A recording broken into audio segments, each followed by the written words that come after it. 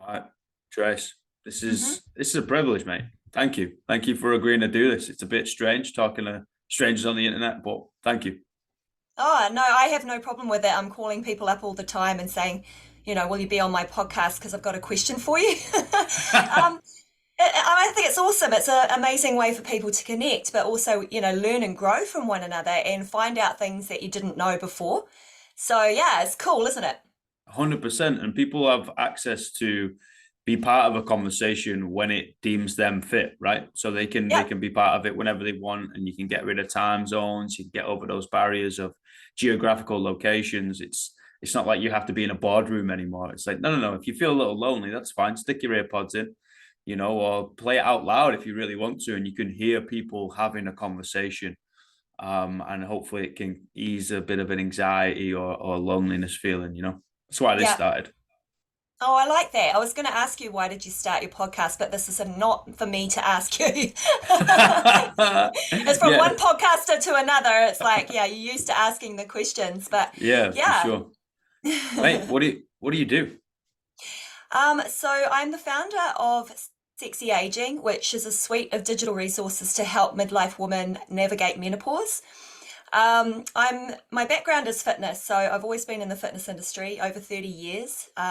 Some of the things that I've done in the past was I used to work for Les Mills International. Then I moved to Asia, worked for Fitness First Asia, helped them set up the whole group fitness across Asia.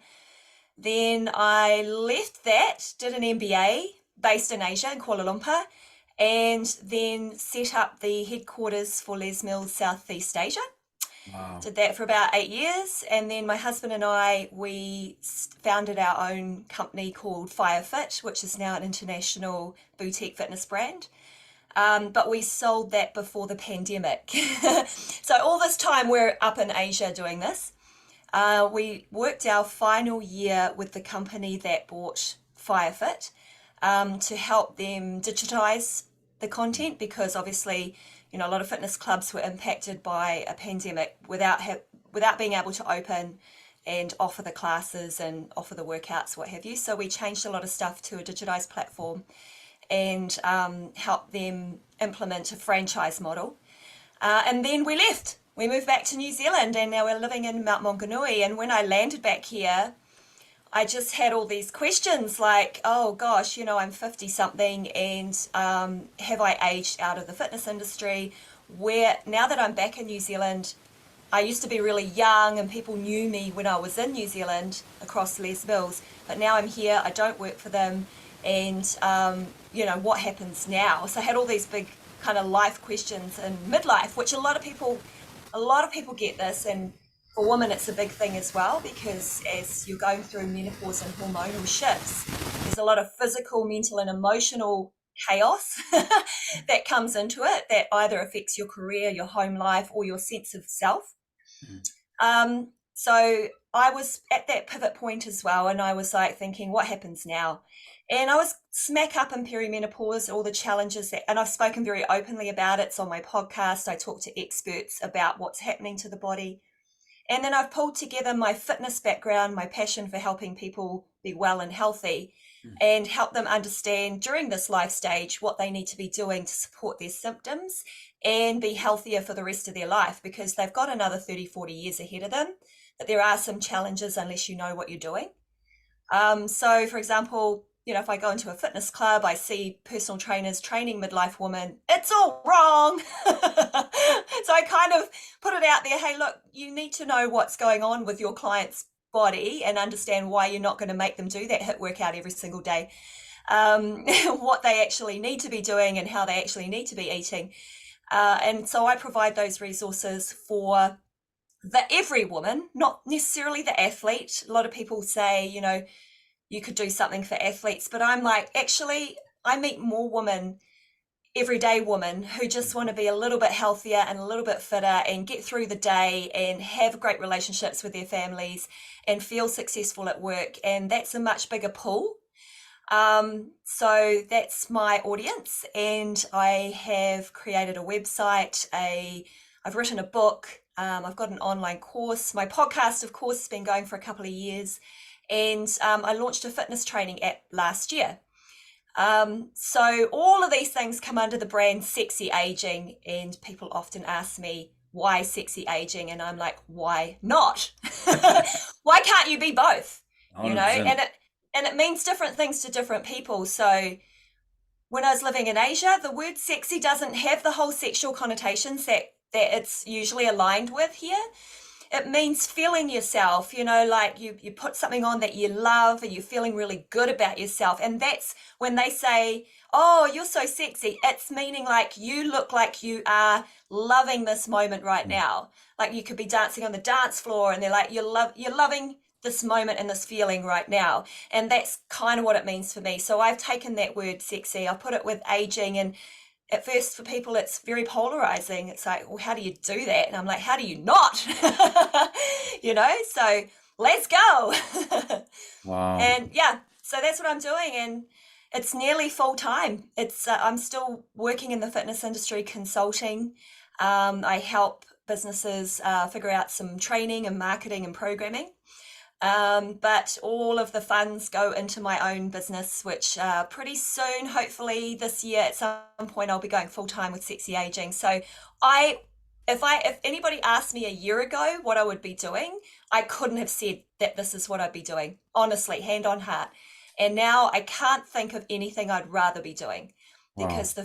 the feedback, the testimonies, the, you know, every single day, the DMs that people are like, I got your book, I listened to this episode, or I've downloaded your workouts, and it's like life-changing stuff for them. So, yeah, I mean, how do you not follow your heart and follow your purpose, right? 100%. If something lights you up and you're ready to go smack it in the face and get stuck in, then yeah, that's what you Yeah. need to be doing. You know, Mm-hmm. that's absolutely awesome. And it's so cool to see people find that, you know, especially within our industry, within the fitness industry, right? And it's menopause, that older age group is definitely something that people just forget about.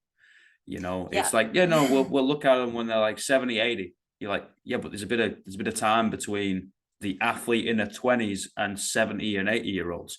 Quite a Um, bit of time. exactly, right? And you're Yeah. just like, oh, what do we do? You're like, oh, they're fine. They can figure it out. We're the experts here. We're the ones who're supposed to be slowly guiding them to a fitter and healthier life, right? Yeah. And I think the interesting thing is that, you know, women of this age bracket, say 45 to 55, where the biggest challenges are with menopause, are also economically independent. And oftentimes in the household, they're the ones that are saying where the money's going. And they also care about themselves. Like they actually care about the way they look and the clothes that they wear, and they take some time off to do a bit of self-care. So they're more than happy to pay for personal training. I call them the payers and the stayers, because they are the people that really do want to do something good for themselves. Also, they're not looking for the quick fix, because they did that before and it didn't work out. So multiple diets have shown them that actually it doesn't really work out long term. So I think I'm just going to chip away and do the right thing now, because I've got the rest of my life and I've learnt patience. I know that things take time, you know. So it's a quite different mindset, and it's a real opportunity in the fitness industry. And the more people I speak to about this, I can start to see the needle shifting. You know, I get a lot more fitness trainers contacting me about my course. It's an online course for women out there, but fitness trainers are like, so what's going on? What do I need to know? And I'm like, just you need to know this, because it's going to help you when someone comes in and they do their consultation form and they put down 47. You should be getting some alarm bells. Like, at 47, what am I actually able to do with this person that's going to benefit them? A lot of it's not just the physical training. You know, it's a bit of a mental mindset, and just expect a few tears. Mm. So Yeah, and yeah, don't freak out. yeah, and don't freak out. It's a stage of life. You know, if you can imagine, if you've ever been on a roller coaster, it's like living like that every single day. Yeah. Yep, 100%, right? And usually Hmm. you kind of shoved in the too hard basket, and it's like, no, no, I can't help you. Especially if it's a dude coach Yeah. towards obviously a lady, right? You're just like, no, mate, you got into this for a reason. You're not in high Yeah. performance sport now. You're in a bloody city fitness, right? So this lady would like your help. Your job is to frigging help her. Listen to Yeah. her, and let's crack on. I actually really like what you've just said there, Alex. I sort of want to challenge the young male personal trainers, and I actually do have an episode on the podcast where I interviewed Marlon from Les Mills, because he is in this space and he did have some clients who were in menopause, and he learnt so much, and I Mm-hmm. think it was really awesome. It was one of the top ranking episodes, actually, was his episode and his take on being male and training women in menopause. So he's basically saying, it was the best opportunity for him because he had a loyal following, a base. So that gives him a good base of clients who are loyal, they pay, they stay, and then you've got those high performance athletes that are the cream, you're the people that you aspire to be training all the time, but they're far and few between. So it's just a really good base of clients, and if you know what you're doing with them, it actually becomes incredibly satisfying.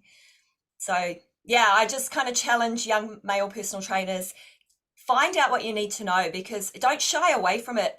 You have a look around you, you know someone who's in menopause, you just haven't spoken of it. Your mum, your aunt, your teacher, you know, someone that got you go onto the bank, the Air New Zealand, everyone you come across, they're going to be in menopause, and they're kind of going, I need some help here. So it's a good opportunity. Just putting it out there. 100%. I completely agree. I would ask him why you got into this industry. If it's to work out in the middle of the day and look sexy and do it for like 8 months, then okay, fine, do your thing. But like if it's to help people, right? People is an umbrella term. It's all of us. It's inclusive, right? Yeah, Inclusivity and equality means equal in all parts, right? Everybody's allowed in this space of the four walls of the gym. And it's our job to be able to help them, right? So I say the same thing with the low socioeconomic kids. I did the same thing when I was at home. Where these kids are orphans. These kids are literally holes in their school shoes. They got no warm food in their belly. I was like, all right, sound. How are we supposed to help these people? Obviously, finances is a difficult thing. So there's other ways we have to get around this. I say the same thing about people who might be deaf or hearing impaired or adaptive athletes, neurodivergence. Say the same thing about age. Say the same thing about gender. It doesn't matter. Whoever you are, I don't care. Like, walk through the door, let's figure it out. Okay. And if you don't yeah. know, that's all right. There's courses out there, there's things available. Yes, absolutely mega. But first of all, this person's in front of you. I don't know. They're going to know their body maybe a little bit more than you. And maybe just, I don't know, ask them. Just ask. Talk to me about this. 100%. Yeah, and then go and do the research. Find out what you need to know. Just keep learning, keep growing. That's the cool thing about the fitness industry, is the Yeah. science is always coming out. Things we knew before of different, and then things that we knew way back have made a comeback. Yeah. And basically, when it comes to physiology and fitness, not too much has changed. I'll be honest. I've been around it for a while. How to grow muscle, how to get lean. I mean, those things really don't change that much.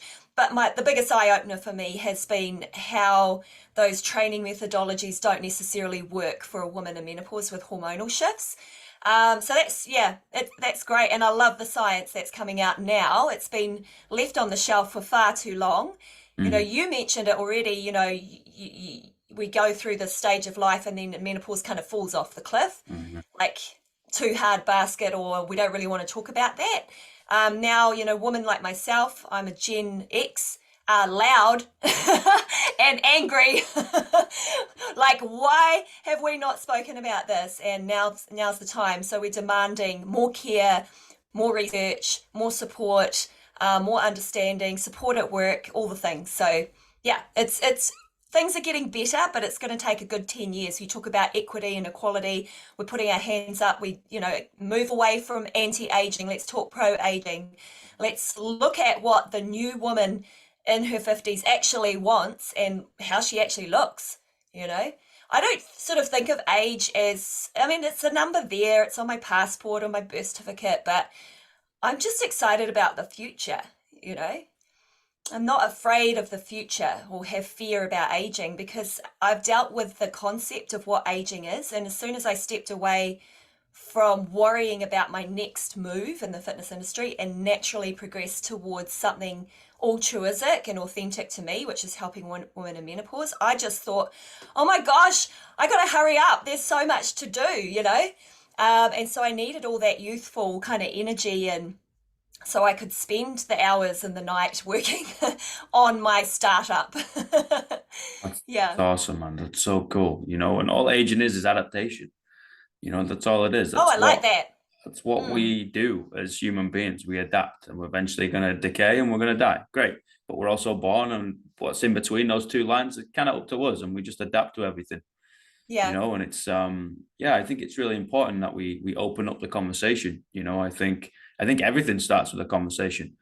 Our mind is a beautiful and crazy place, but it's also a little bit twisted. If we keep things within the four walls of that thing, like eventually it's going to start spiraling downwards. And you fabricated this reality that is no longer anywhere near the truth, right? And you're just like, whoa, hold on a minute, like what's going on? You just get in your head too much, and it starts affecting you that way. I'm like, yeah, open up the conversation, talk to somebody. You see somebody else's perspective, you're like, okay. And then also, yeah, I never thought about menopause. I never thought about life without a leg or being blind. And you're like, Yeah. okay. So we're talking and preaching and shouting from the heavens about, I've got to get this law to be, equal. And you're like, yeah, but we're only listening to one side. We're listening to the side that shouts the loudest here, guys. Like if you want equality, then you listen to all sides and you come up to this, kind of middle ground. You're like, this is cool. You might not even come up to an answer, but at least you've had the time and knowledge to just think about other perspectives, right?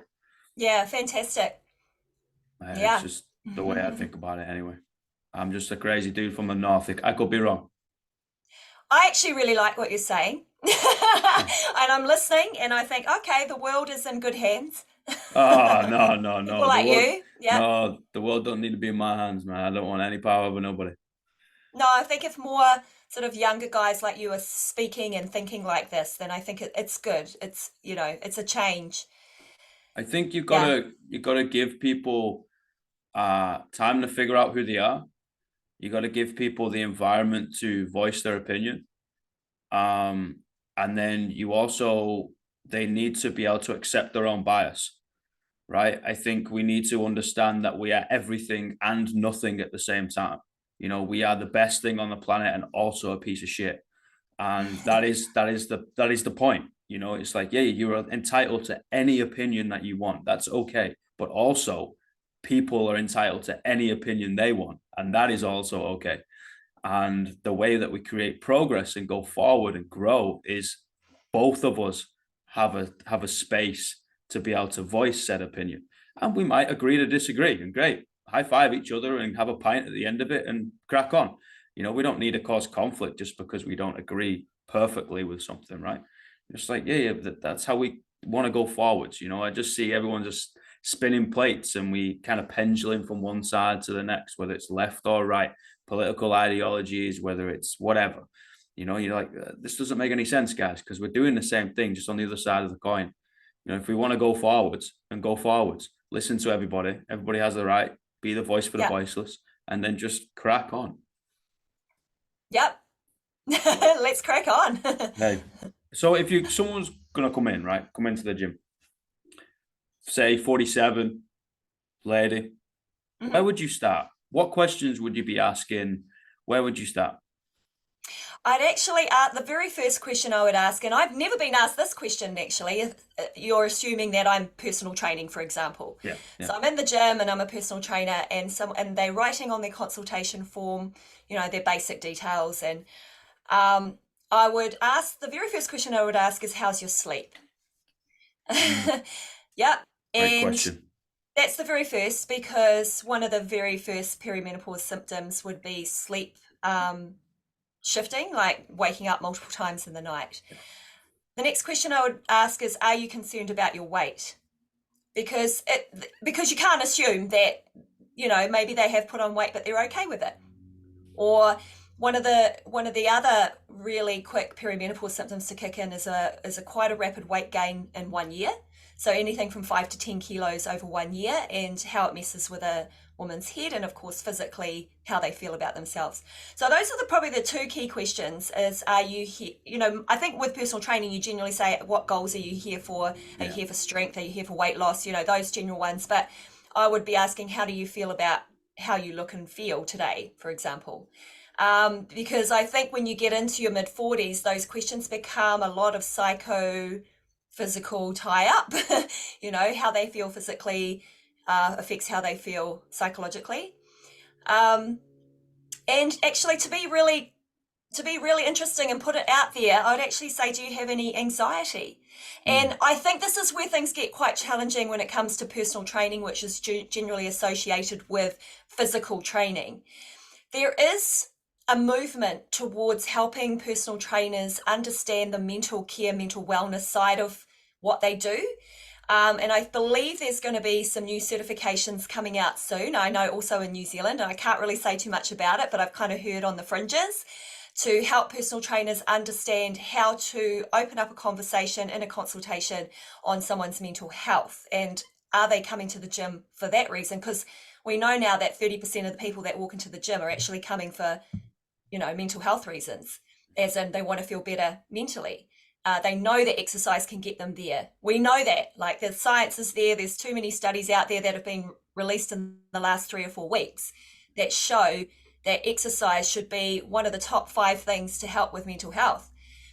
So those are kind of the questions that I'd lean towards. So just to summarize, are you sleeping? How do you feel about your weight? And have you got levels of anxiety? Do you feel your anxiety is heightened between, say, 5 years ago?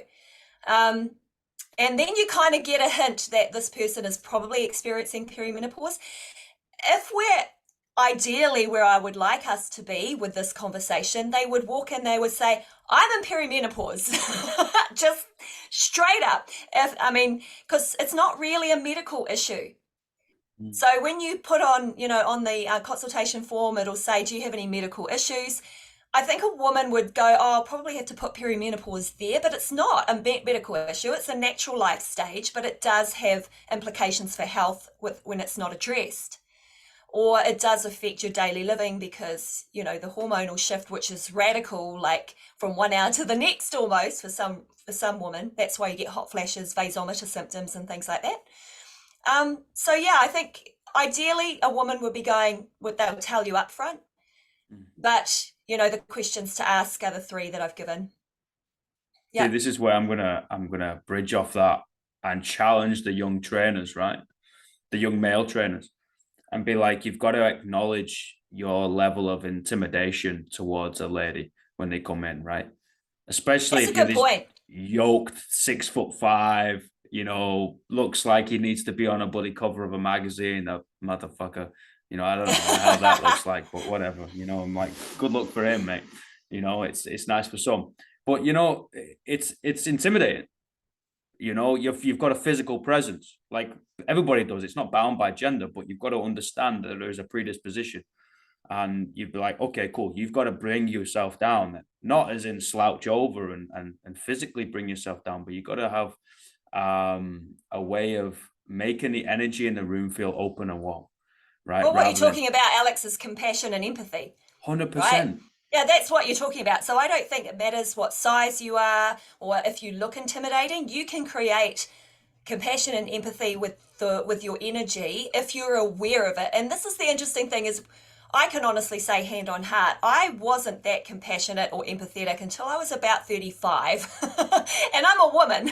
So when you're talking about young guys, personal trainers, I'm just saying, look, if we can all learn, and sometimes it's upbringing that does that, a level of compassion and empathy for all human beings, then it doesn't matter what you look like, that energy will emanate. And of course, the first question that you ask and the energy behind it. So yeah, I do agree with what you're saying, but I just say, baseline, if you're coming into any kind of consultation with a level of compassion, empathy and curiosity, because being curious about something you don't know is totally cool, right? The energy or the feeling behind, hey, tell me more about that, lands really well when you don't know anything about menopause, for example. So if you're able to ask the question, so tell me more about that, so that you're writing it down. I'm going to go and find out so I can really help you. I want to really help you. I'm not going to see you as too hard. This could be an amazing growth opportunity for me as a trainer. And actually, it could also be a real challenge. So let's do it. I just think people probably put it in the too hard basket, and they just want to train for hypertrophy, train for bodybuilding shows, those things. I've done all of those as well, but like I would now want to look at a woman in her midlife and know that training them to feel like they've got control of their health and they're able to manage their symptoms is a win. That's a win. And yeah, a bit of weight loss is great, because that's probably going to happen as soon as you start moving properly, right? But it's all the other things like, oh, now she's sleeping, so now she feels good about herself. Now her performance at work has improved. Now she's had a promotion because she's got her symptoms under control and she's not forgetting shit. So there's so many other parts to it that people don't realize. And fitness has such a positive role to play in that. I think I'm probably one of the first out of the gate when it comes to this kind of blend of menopause care and fitness specifically. So I do know some others overseas, and we're in touch, which is cool, because women of our age, we don't see each other as competition. We just go, hey, let's do this together. Let's collaborate. Let's talk, and what do you know? What did you hear? Did you see that? Research. So yeah. That's Does awesome. that make sense? 100% it does, 100% Cool. it does. I think everybody in the world, regardless of fitness industry or not, needs empathy and compassion for one another, right? Yeah. Like we need to be able to somehow teach or expose people to emotional intelligence rather than just IQ, right? Like, hey, can you remember this test results and then just go do it in an exam? You're like, well, no, because I've had a lot of concussions, so that's me out of the gate. So what's the next thing? You're like, oh, well, you Yeah. fucked. I'm like, cheers. Like, so it's like, how do we Yeah. then integrate socially? We've got all the knowledge, brilliant, fantastic, and I love it. And we need people like that. And I'm going to go talk to them. And I really want to learn about that. Fantastic. But how do we apply it? Because knowledge without application means jack shit. Yeah. So how do we need people like us in the ground floor, digging those holes in the trenches, like talking to people, like being able to dissect and communicate with one another and be like, okay, cool. Well, that person needs this and then that person needs that. And oh, then I can link these two lines together and join the dots. And you're like, sweet, like this is how progress occurs. It's just talking to people and figuring it out and being empathetic, man. That's a Mm. big, big, big one.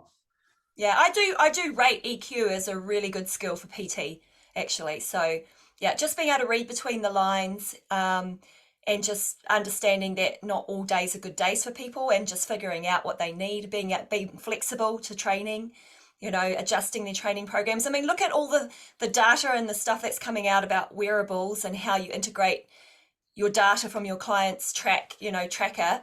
to create a program that works for them today, versus, oh, this is what I've organized for the next 10 weeks, let's stick to the plan. But I think, hey, look, if you can see from their tracker that they didn't sleep that night, or they didn't get as many steps as they should have, or and you as a personal trainer, you can take that data and stay flexible, and have a little bit of empathy around the training day that day. But also teaching you are the educator, so teaching your client, hey, look, when you only get 4 hours sleep, I'm not going to smack you in the gym. We're going to do something that's going to make you feel good, but you're going to get a better sleep tonight. We're going to drop your cortisol levels. Yeah, so I think it's a really interesting time, fitness, and Mm. there's so much to learn. You got to stay on top of it, stay curious, and never put anything in the too hard basket. Stay curious. I love that so much. May I got three questions. Okay, What's the fire great away. what's the greatest piece of life advice you've ever received?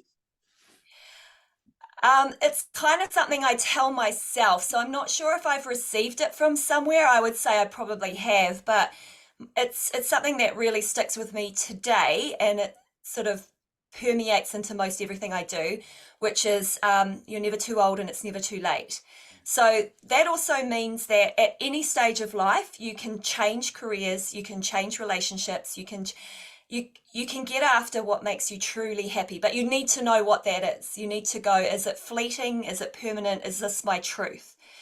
And so yeah, you're never too old, it's never too late. And the fact that I've created everything digitally when everything I ever did was physical, bricks and mortar, face fronting, me teaching a class or training trainers or whatever was always about being in front of people. Now I'm behind a camera, I'm talking in a microphone, I'm, filming content for an app. So it's like teaching yourself new things, old dog, new tricks, that kind of thing. I think it should never switch off. And I believe it's probably also the key to staying youthful. For me, physically, I'm in the fitness industry, but in my mind, like, wow, what is SEO? Let me find out. And how do I apply it? Yeah, so that's my thing. I love it. What's the worst piece of life advice you ever received? Oh, I wish you'd told me these before. No, on the spot's always best. um, I'm not sure that I've had a worst piece of life advice because life is a wonderful and beautiful thing, and we'll move through it and we'll learn the lessons along the way. So there's probably been life advice that I've been given that over time I've gone, yeah, that didn't work for me. But I can't really think of anything, and I guess sort of negative stuff I just don't have any focus for. Mm. So I can't think of it right now because I really don't focus on the negative, and I would think, something that if I remembered, I think where I'm going with this is if I remembered the worst piece of advice, then I'm still harboring something inside of myself I need to let go of. So there you go. Mm. That's a really unique perspective. I like that a lot. I like that a lot. I like these questions because I think about them for about 2 weeks afterwards. I'm not gonna lie. Like they just fester in my head. I'm like, wow, like that's really beautiful. I can take a dip into somebody else's reality and just try and think the way that you think for a little bit, because the only thing I know is not know nothing at the end of the day. That's cool. Well, I think that you're learning every time you plug into a podcast episode like this. So, Of course. yeah, It's the yeah, way I'm I the learn. I'm same. not I'm good in skill. learning. Yeah. Not good in skill. That's why I talk to people a lot smarter than I am. All right, last question. What are the 3 words you tell your younger self? Tell my younger self. Yeah. Um, Oh, okay. The first one that comes to mind is ease up, and I know that's like 2 words together. It's okay. Go easy, which is, I've always been rushing, goal-oriented, ambitious. So I can see that those are my qualities. They're not bad qualities, they're great qualities. I've done a lot of good things for people. But I would probably tell myself you don't have to rush, and when you're done at the end of the day, it can be enough. That's enough, you know. The other thing is breathe. And it kind of goes with the ease up. Um, yeah, I just remember I'll give an example that you can probably relate to. So, Les Mills, they have these quarterly workshops every 3 months. And when I was in Asia, we would run quarterly workshops throughout all the different countries. And so I'd just be hopping around from one country to the next. And the events are amazing, and the trainers are incredible, and the instructors love it, and it's life-changing every single time. And but I was so ready to go to the next place and then the next place and the next place. I wasn't in the moment, so I couldn't really fully feel the joy of the experience. And when I look back on that, I just feel like I wish that I just stepped away at the end of every event and just reflected on what was the highlight, what was the moment, and then I would be able to remember that a little bit better. And then probably the last one, and of course it's not one word. I'm not going to stick to that. It's all right. You're okay. Yeah. Shit happens, and it's gonna happen, but you've done harder things, so it's okay. Everything's okay. That's what I tell myself. Because I used to get like really up in my head that things weren't going my way. And I realized that actually things don't always go your way, and maybe the other way is better. So, yeah. Tracy, thank you. This has been an honor and a privilege. Yeah, thank you. Thanks for having me. This was kind of like, I have no idea what I'm going to be talking about today, but I know what I like to talk about. So thanks for letting me go there. You can talk about whatever you want to me, man. Appreciate it so much. Thank you. Awesome. And we'll stay in touch. Yeah. Sounds good. Speak Cool. soon. See ya. Bye, everybody.